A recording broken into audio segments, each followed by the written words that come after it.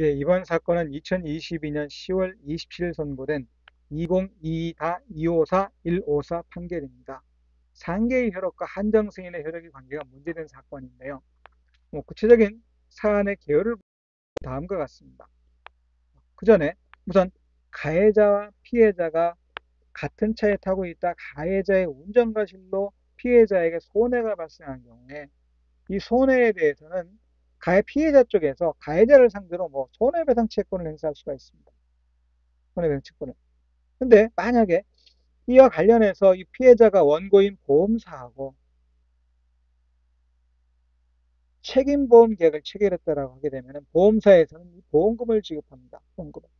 보험금을 지급하게 되면 피해자가 가해자에서 대해서 갖고 있던 이 손해배상 채권이라고 하는 거는 이제 누구에게 원고인 보험금을 지급한 원고인 보험사가 소위 보험자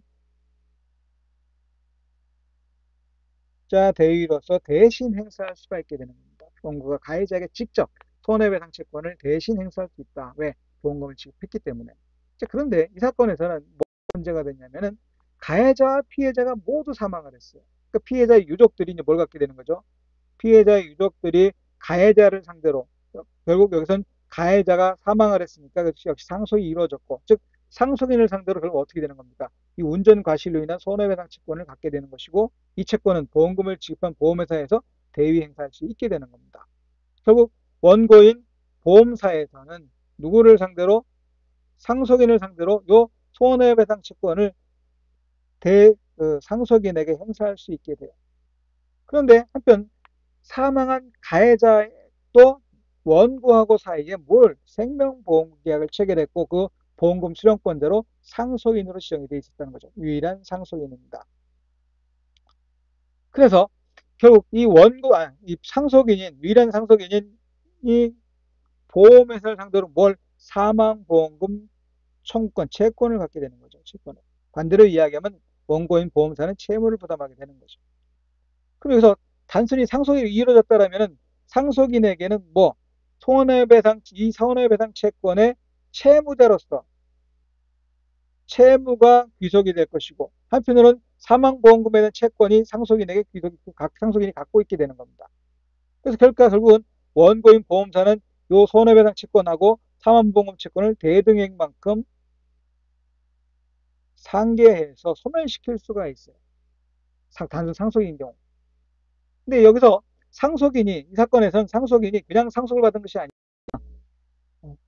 그냥 상속을 받은 것이 아니라 그냥 상속을 받게 되면 어떻게 해요? 손해배상 채권하고 사망보험 채권을 서로 상계할 수 있기 때문에 즉, 이 채권을 자동 채권으로 해서 또 사망보험 채권을 수동 채권으로 해서 서로 대등액만큼 상계할 수가 있고 소멸시킬 수가 있습니다. 그런데 이 상속인이 그냥 상속을 받은 것이 아니라 한정 승인을 합니다. 한정 승인을 하게 되면은 상속인은 상속받은 재산의 범위 내에서 채무나 유증을 지급하면, 즉 유증을 변제하면 된다라고 하는 겁니다. 이것만. 그런데 또 사망보험 채권이 이제 어떻게 한정 승인에 의해서 그 생명보험 계약에 따라서 보험금 청구권자로 지정이 됐고 따라서 사망보험 채권은 상속인의 뭐가 되냐면은 고유재산이 돼요. 그러니까 사망한 가해자에게 생명보험금 청구권이 발생했다. 이것이 상속이 되는 것이 아니라 처음부터 생명보험 계약에 따라서 상속인이 직접 보험회사를 상대로 사망보험금을 청구할 수 있는 권리를 갖게 되는, 즉 상속인의 고유재산이 되는 겁니다. 하지만 이 손해배상 채권은 가해자인을 상대로 발생했다가 이제 사망을 한 것이기 때문에 어떻게 해요? 그 상속인에게 상속 채무로서 귀속이 되는 거죠. 결국 상속재산하고 채무자의 고유재산이 이제 분리가 되는 겁니다. 따로따로요. 이 경우에도 과연 상계할 수 있느냐라고 하는 것이 문제가 됩니다. 달리 말하면 먼저 상계하고 나서 상속인이 한정 승인을 한 경우에 이 한정 승인의 효과에 따라서 사망보험 채권하고 손해배상 채무 이 두 가지는 결국 고유재산과 상속재산은 분리가 됩니다. 분리가. 1031조의 효력에 의해서 분리가 되는데, 과연 그러면 이 한정 승인에 의해서 상계의 효과는 어떻게 되느냐라고 하는 것이 문제, 이 사건의 쟁점이 된다고 이해하시면 될 것 같아요. 그러면 조문을 잠깐 살펴보면은 492조에서는 쌍방이 서로 같은 종류를 목적으로 한 채무를 부담한 경우에 그 쌍방의 채무의 이행기가 도래한 때에는 각 채무자는 대등에 관하여 상계할 수 있다라고 규정을 하고 있습니다. 상계할 수 있다. 그리고 각 채무가 상계할 수 있는 때는 대등에 관하여 소멸한 것으로 본다라고 하고 있습니다. 그 다음 좀 한정승인 관련해 갖고 1028조에서 상속으로 인하여 취득할 재산의 한도에서 피상속인의 채무와 유증을 변제할 것을 조건으로 상속을 승인할 수 있다. 이게 한정승인이라고 하는 거예요. 한정승인이다. 한정승인을 하게 되면은 상속인이 한정승인을 한 때에는 피상속인에 대한 상속인의 재산상 권리 의무는 소멸하지 않는다. 이렇게 되어 있습니다. 따라서 이 결과로 상속인의 고유재산과 그 상속재산은 분리가 된다라고 하는 겁니다. 분리가 안 된다는 얘기는 상속 채권자가 상속인의 고유 재산에 대해서 집행할 수 없다. 채권의 만족을 얻을 수 없게 된다라고 하는 겁니다. 자, 그 다음에 그러면은 이 사건의 쟁점은 아까도 말씀드린 것처럼 한정 승인이 있기 전에 채권 보험회사인 원고가 상계를 했고 그리고 나서 상속인이 한정 승인을 했는데 이 한정 승인의 효과가 그 사에 따라서 상계를 의해서 소멸했던 권리와 의무가 이제 어떻게 해요? 한정 승인의 효과에 따라서 이제 부활할 것이냐라고 하는 게 문제가 되는 겁니다. 부활할 것이냐. 그럼 이에 관해서 대부분 뭐라고 얘기하느냐?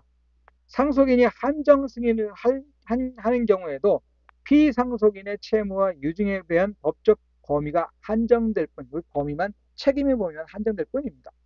따라서 상속인은 상속이 개시된 때부터 피상속인의 일신에 전속한 것을 제외한 피상속인의 재산에 관한 포괄적인 권리와 의무를 승계하지만 피상속인의 상속재산을 상속인의 고유재산으로부터 분리하여 청산하려는 한정승인의 제도 취지에 따라서 상속인의 피상속인에 대한 재산상 권리와 의무는 소멸하지 않는다라고 하는, 소멸할 수 없다. 자, 그러면 상속 채권자가 피상속인에 대하여는 채권을 보유하면서 상속인에 대하여는 채무를 부담하는 경우는 뭐였죠? 보험금 지급, 생명보험금 지급해야 한다는 겁니다. 생명보험금. 한편 이건 손해배상 채권, 대의 행사하는 손해배상 채권이 되겠죠. 손해배상 채권. 이렇게 손해배상 채권을 보유하면서 채무, 생명보험금 채무를 부담하게 되는 경우 상속이 개시되면 위 채권 및 채무가 모두 상속인에게 귀속되어 상계할 수 있게 되지만 상속인이 한정 승인을 하면 상속이 개시된 때부터 민법 제1031조에 따라 피상속인의 상속재산과 상속인의 고유재산이 분리되는 결과가 발생하므로 상속 채권자의 피상속인에 대한 채권과 상속인에 대한 채무 사이의 상계는 제3자의 상계에 해당하여 허용될 수가 없다. 즉 상속 채권자가 상속이 개시된 후 한정 승인 이전에 피상속인에 대한 채권을 자동 채권으로 하여 상속인에 대한 채무에 대해 상계하였더라도 그 이후 상속인이 한정 승인을 하는 경우에는 민법 1031조의 취지에 따라 그 상계가 소급화의 효력을 잃게 되고 상계의 자동 채권인 상속 채권자의 피상속인에 대한 채권과 수동 채권인 상속인에 대한 채무는 모두 부활한다. 결국 무슨 얘기입니까? 원고의 손해배상 채권이라고 하는 것도 상계에 의해서 소멸했던 원고의 손해배상 채권도 부활하고 또 상속인의 생명보험금 채권도 모두 부활하게 된다라고 하는 겁니다. 따라서 상계의 효력은 소멸하는, 상계에 발생하였던 상계의 효력은 소멸하는 것이고 이 상속인의 고유재산인 생명보험금 채권이라고 하는 것하고 상속재산인 손해배상 채권이라고 하는 건 별개의 재산이다라고 하는 것. 따라서 상속채권자인 원고는 그 상속인의 고유재산인 보험금 청구, 생명보험금 청구권에 대해서는 자신의 손해배상 채권, 대의행사는 손해배상 채권을 가지고 상계권을 행사할 수 없게 된다. 이렇게 되는 겁니다. 정리를 하자면 결국 이런 얘기. 한정 승인의 효력은 상속 개시를 소급한다. 따라서 어떤 효과가 발생한다? 재산 분리의 효과가 발생한다.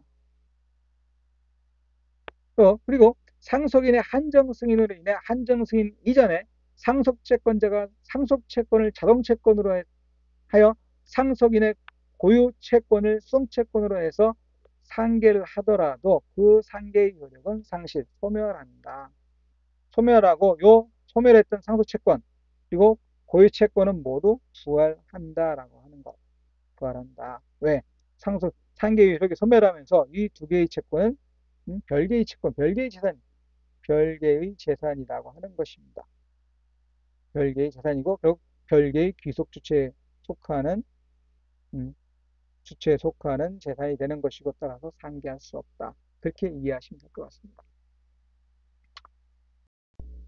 이것으로 이번 사건은 마치도록 하고요. 계속해서 판례 이야기 이어갈 수 있도록 구독, 좋아요 눌러주시면 감사하겠습니다.